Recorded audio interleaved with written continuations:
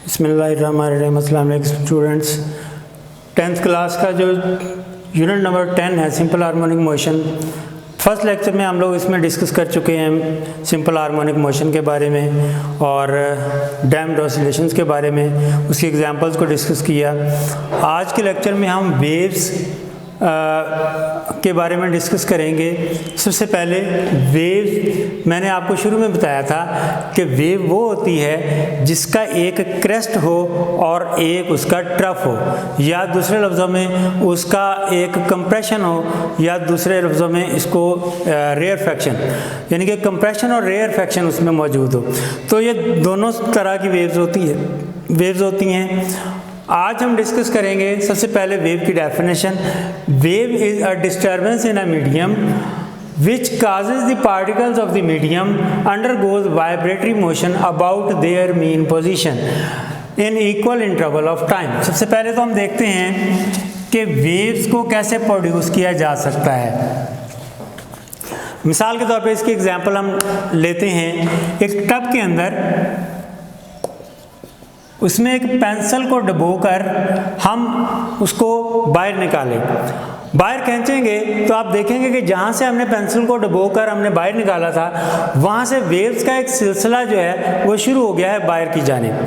अगर हम उसके रास्ते में कॉर्क रख दें तो वो जो है वो अपनी जगह पे ऊपर नीचे मूव करना शुरू हो जाएगा। दूसरे लफ्ज़ों में दूसरी इसकी एग्जांपल हम यूँ लेते हैं कि एक रस्सी को लें जिसका एक सिरा आप एक स्पोर्ट से जोड़ दें, दूसरा इस सिरा जो है अपने हाथ में पकड़ लें और अपने हाथ में पकड़े हुए सिरे से अपने मसल्स की एनर्जी जो है इसमें शिफ्ट करें और ज़ोर से उसको मूव करें अपने हाथ से।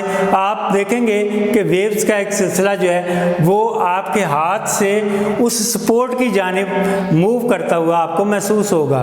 उसके रास्ते में भी अगर इसी तरह से आप कोई चीज़ बांध दें तो आप देखेंगे कि वो ऊपर नीचे मूव कर रही है। तो वेव्स बेसिकली डिस्टर्बेंस है किसी भी मीडियम के अंदर जिसको आप प्रोड्यूस करते हैं और फिर उसके जो पार्टिकल्स हैं वो मीन पोजीशन के इर्द गिर्द वाइब्रेटिंग मोशन करते हैं। तो सबसे पहले हम डिस्कस करते हैं अब टाइप्स ऑफ वेव्स। दो किस्म की वेव्स होती हैं, एक हैं मैकेनिकल वेव्स, दूसरी हैं इलेक्ट्रोमैग्नेटिक वेव्स। मैकेनिकल वेव्स वो हैं जिनको प्रोपेगेट करने के लिए किसी मटेरियल मीडियम की ज़रूरत होती है, which require any medium for propagation।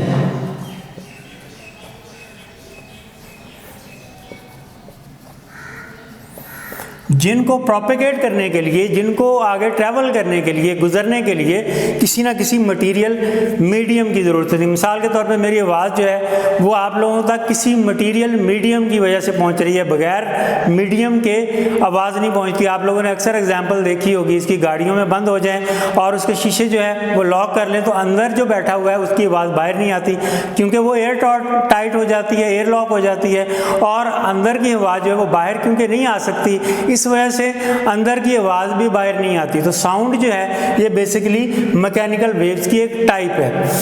तो एक तो होगी इसकी एग्जांपल साउंड। इसके अलावा वाटर वेव्स भी बगैर किसी यानी कि मीडियम के पैदा नहीं की जा सकती। वाटर एक मीडियम है। इसके अलावा रस्सी की मिसाल हमने ली, रस्सी जो है ये बेसिकली ये भी एक मीडियम है जिसमें हमने वेव्स को प्रोड्यूस किया।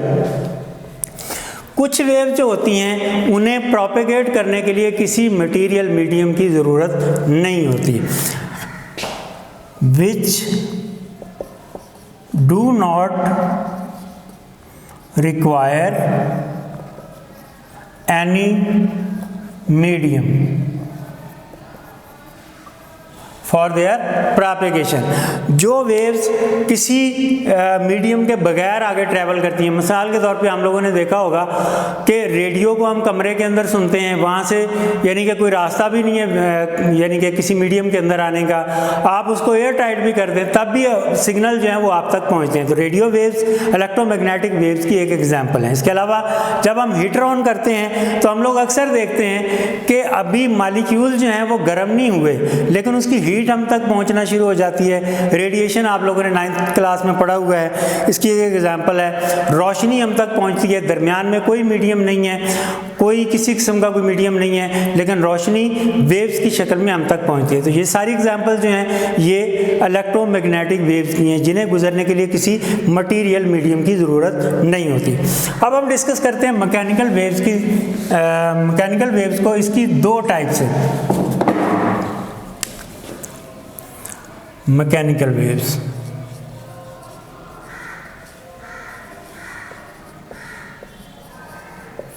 ये दो तरह की हैं। एक को कहते हैं हम लॉन्गिट्यूडनल और दूसरे को हम कहते हैं ट्रांसवर्स। इसकी एग्जांपल आप यूं लें, स्प्रिंग को ले लें, स्प्रिंग को एक सपोर्ट के साथ जोड़ें,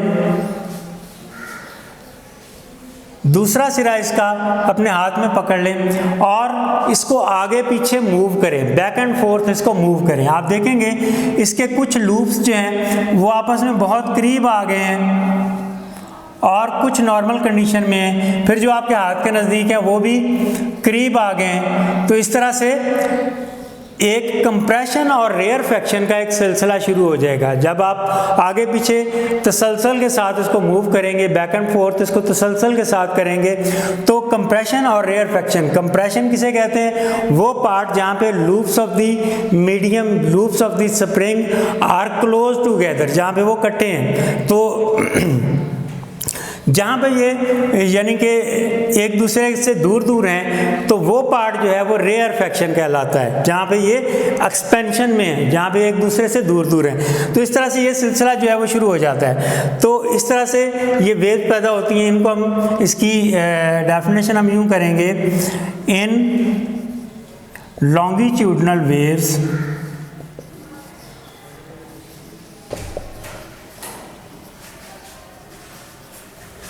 the particles of the medium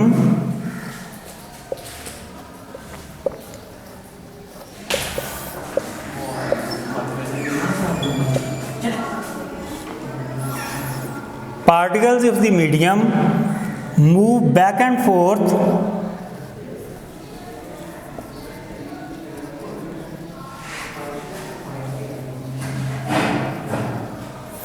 in the direction of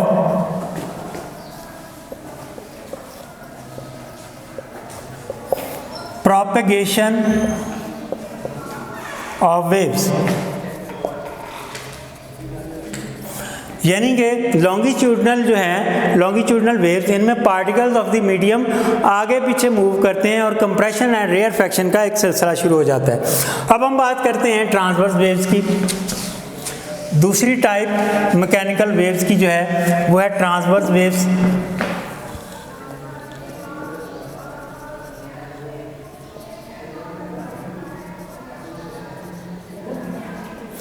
transverse waves basically क्या है, अगर इसी स्प्रिंग को हम ऊपर नीचे मूव करना शुरू कर दें,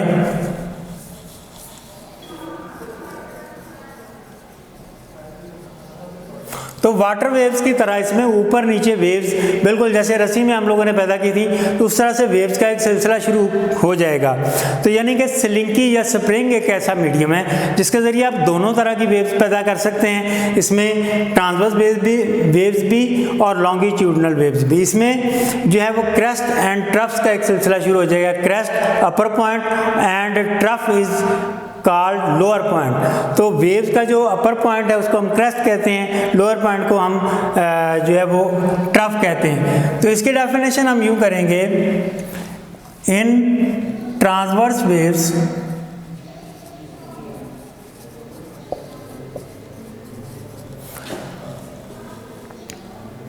द वाइब्रेटरी मोशन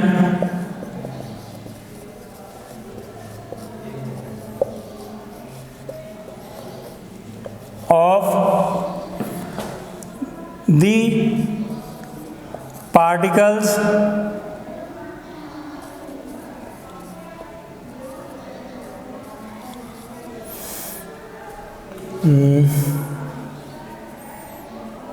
perpendicular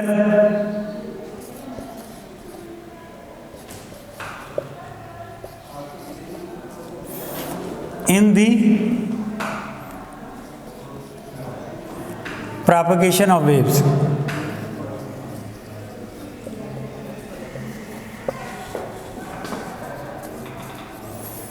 यानी कि ट्रांसवर्स वेव में जो इसके पार्टिकल्स हैं, vibratory motion of the particles move held perpendicular in the propagation of waves. तो वो जो रास्ता है गुजरने का उसके परपेंडिकुलर ऊपर नीचे अप एंड डाउन मूव करेंगे, तो उसको हम कहते हैं ट्रांसवर्स वेव्स। तो दो टाइप्स ऑफ द वेव्स हमने यहाँ पे डिस्कस की, ट्रांसवर्स और लॉन्गिट्यूडनल।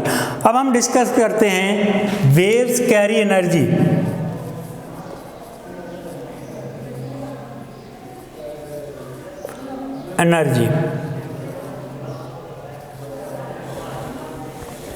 Waves carry energy. अगर हम पानी में यानी कि पानी के तालाब में एक पत्थर फेंकें और तो हम देखेंगे कि वेव्स का एक सिलसिला वहाँ से उस पॉइंट से जहाँ पे पत्थर फेंका था बाहर की जाने मूव करना शुरू हो गया। अब उसमें अगर हम उसके रास्ते में एक कार्क रख दें तो कार्क जो है वो अपनी ही जगह पे ऊपर नीचे मूव करेगा, वो आगे मूव नहीं कर रहा है। आगे क्यों नहीं मूव कर रहा? कि पार्टिकल्स ऑफ द वेव्स जो हैं वो मूव नहीं कर रहे, बल्कि वो पार्टिकल्स जो हैं अपनी एनर्जी अगले पार्टिकल्स को ट्रांसफ़र कर देते हैं, तो वो अगले पार्टिकल्स मूवमेंट में आ जाते हैं, वो पार्टिकल अगले पार्टिकल्स को अपनी एनर्जी ट्रांसफ़र कर देते हैं। तो एनर्जी जो है वो एक जगह से दूसरी जगह ट्रांसफ़र होती है। बेसिकली पार्टिकल्स एक जगह से दूसरी जगह ट्रांसफ़र नहीं होते। तो इसलिए हम कह सकते हैं कि वेव्स कैरी एनर्जी। रस्सी की मिसाल ले लें, रस्सी में जो हम वेव्स पैदा करते हैं, दरमियान में कोई चीज़ को बांध दें तो हम देखेंगे कि वो अपनी जगह पे ऊपर नीचे वो चीज़ जो है वो मूव करेगी। वेव्स हमें आगे चलती हुई महसूस होंगी, लेकिन हमारे हाथ की जो एनर्जी है वो बेसिकली उस रस्सी में कन्वर्ट हो रही है, और रस्सी के पार्टिकल्स अपनी एनर्जी को साथ वाले पार्टिकल्स में, और साथ वाले पार्टिकल्स उससे साथ वाले पार्टिकल्स को अपनी एनर्जी जो है वो ट्रांसफ़र करते हैं। तो आगे हम डिस्कस करेंगे वेव मोशन को। Wave motion basically wave equation V is equal to f lambda. आप लोगों ने 9th में पढ़ा हुआ है। पहले तो हम लैम्डा को डिस्कस करते हैं कि ये बेसिकली क्या है।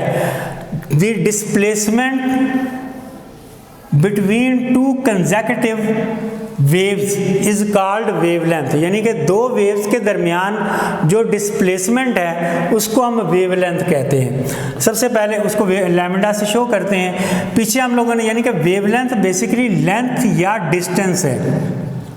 यहाँ पे डिस्टेंस के मानों में आएगा v is equal to d over t. ये इक्वेशन आप लोग 9th में पढ़ चुके हैं। डिस्प्लेसमेंट ओवर टाइम ये वेलोसिटी के इक्वल है या स्पीड के इक्वल है। तो यहाँ पे इस इक्वेशन को अगर हम देखें तो displacement multiply by 1 over time. Time यहाँ पे जो है 1 ओवर टाइम फ्रीक्वेंसी का रेसिप्रोकल जो होता है वो टाइम पीरियड है 1 ओवर टाइम। तो ये यहाँ पे समझ लें कि फ्रीक्वेंसी के इक्वल है।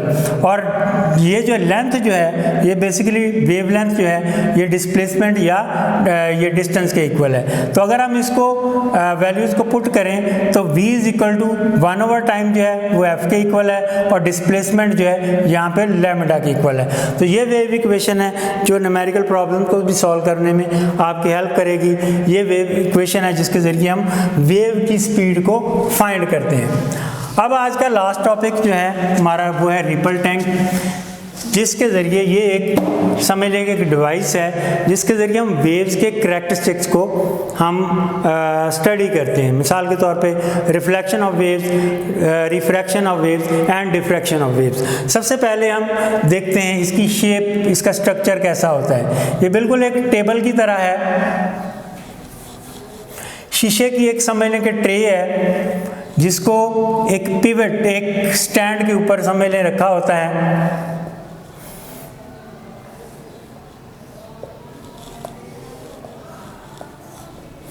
1/2 मीटर ज़मीन से ऊपर नीचे एक समझ लें कि वाइट कोई चीज़ या स्क्रीन रखी हुई होती है, जब वेव्स इसके ऊपर प्रोड्यूस होती हैं तो वो नीचे स्क्रीन के ऊपर हम उसको वॉच कर सकते हैं। इसके अलावा यहाँ पे एक स्टैंड जिसके साथ हमने यहाँ पे एक तख्ती के ऊपर एक वाइब्रेटर मोटर, वाइब्रेशन करने वाली मोटर को हमने अटैच किया होता है। स्टैंड के साथ रबर बैंड के साथ इसको जोड़ा हुआ होता है। इसको इलेक्ट्रिक करंट के साथ हमने जोड़ा हुआ होता है, और उसके बाद हमने ऊपर एक लाइट का अरेंज किया होता है। लाइट जब उसके ऊपर वेव्स के ऊपर जब प्रोड्यूस होती हैं तो उसके ऊपर लाइट पड़ती है, तो उसका जो रिफ्लेक्शन है हमें नीचे स्क्रीन के ऊपर नज़र आता है। तो जब हम इसको ऑन करते हैं तो वाइब्रेटर मोशन जो तख्ती है, जो पानी के साथ तकरीबन टच होती है, जब ये तख्ती वाइब्रेट करती है तो पानी के अंदर वाइब्रेशंस पैदा होती हैं, वेव्स पैदा होती हैं, जिनका करैक्टरिस्टिक हम यहाँ पे स्टडी करते हैं। तो सबसे पहले हम रिफ्लेक्शन ऑफ वेव्स की बात करते हैं। रिफ्लेक्शन ऑफ वेव्स को हम किस तरह से स्टडी करेंगे। जब हम वाइब्रेटर मोटर को चलाते हैं, वेव्स प्रोड्यूस होना शुरू होती हैं, तो वेव्स फर्ज करें इस डायरेक्शन में उस ट्रे के अंदर मूव कर रही हैं। अब दरमियान में अगर हम किसी एंगल के ऊपर एक ऑब्स्टिकल रख दें, तो वो जिस एंगल के ऊपर जा रही हैं उसी एंगल के ऊपर वो वापस आना शुरू हो जाएंगी, यानी कि उस ऑब्स्टिकल से टकरा कर वो अपने पहले मीडियम में उसी एंगल पे वापस आ जाती है, यानी angle of incidence is equal to angle of reflection. तो रिफ्लेक्शन ऑफ वेव्स की डेफिनेशन हम यहाँ पे डिस्कस करेंगे। रिफ्लेक्शन ऑफ वेव्स में when waves moving in a medium, moving in first medium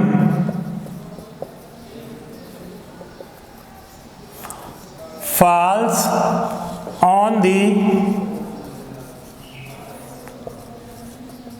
surface of the second medium,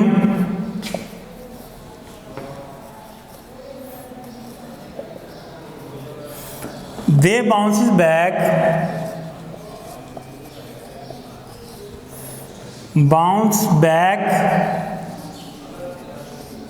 in the first medium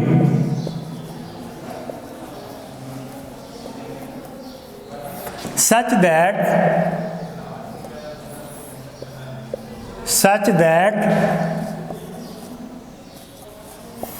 the angle of incident is equal to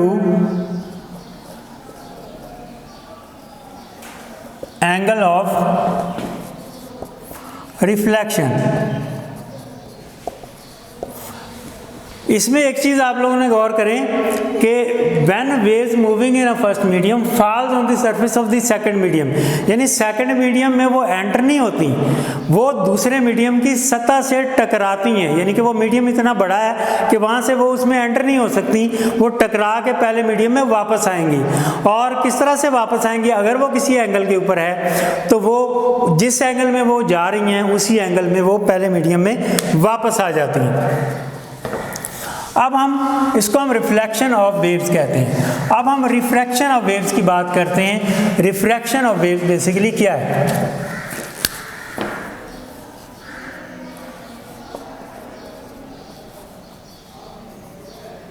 of waves, जब waves एक medium में travel कर रही हैं, अगर उसके सामने किसी एंगल के ऊपर एक स्लिट रख दी जाए, ऑब्स्टिकल इसको हम नहीं कह सकते क्योंकि पानी इसके ऊपर से गुजर जाएगा, तो जब ये स्लिट इसके ऊपर किसी एंगल के ऊपर रख दी जाए तो उनका जो आगे ट्रैवल करने का एंगल है वो चेंज हो जाएगा। इसको हम कहते हैं रिफ्रैक्शन ऑफ वेव्स, यानी कि इसकी डेफिनेशन हम यूँ करेंगे, when waves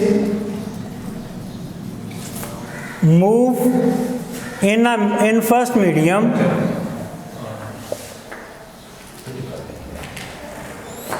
enters in the second medium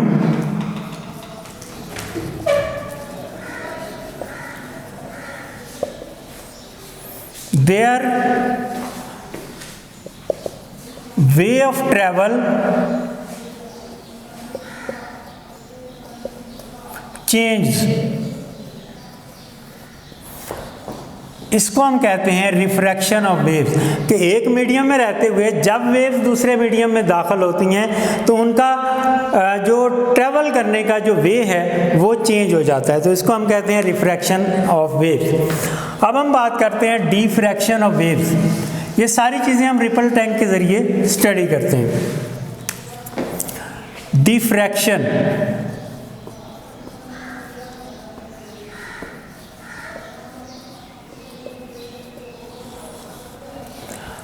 जब वेव्स किसी मीडियम में ट्रैवल कर रही हैं,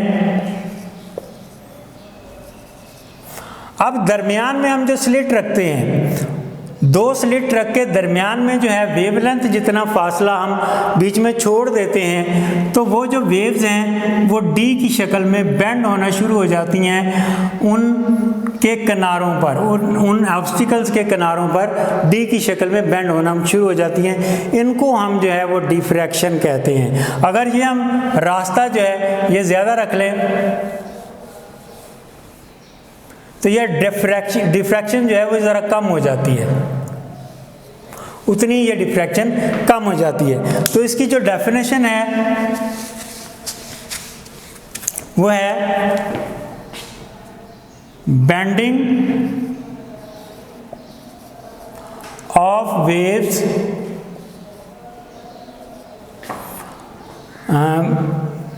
in the corners, in the sharp corners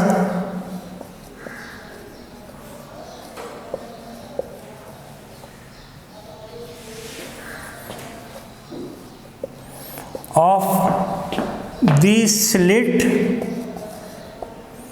or obstacle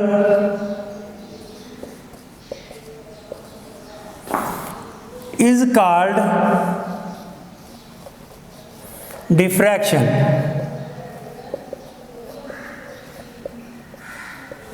Is called diffraction. तो वेव्स का जो है वो कॉर्नर्स पे जो है वो मुड़ जाना और डी की शक्ल इख्तियार कर लेना, इसका बेंड हो जाना, इसको हम डिफ्रैक्शन कहते हैं। तो स्टूडेंट्स, आज का हमारा ये जो लेक्चर है यहाँ पे इख्तिताम पज़ीर होता है। आज के लेक्चर में हम लोगों ने वेव्स, रिपल टैंक और जो रिफ्लेक्शन, डिफ्रैक्शन और रिफ्रैक्शन के बारे में स्टडी किया। आज के इस लेक्चर से chapter number 10 wave, simple harmonic motion and wave motion हमारा एंड होता है। न्यूमेरिकल्स, इसके बाद हम नेक्स्ट लेक्चर में, थर्ड लेक्चर में हम न्यूमेरिकल्स इसके करेंगे और इसके बाद हम सेकंड चैप्टर जो है वो स्टार्ट करेंगे। ठीक है जी, शुक्रिया, अल्लाह हाफ़िज़।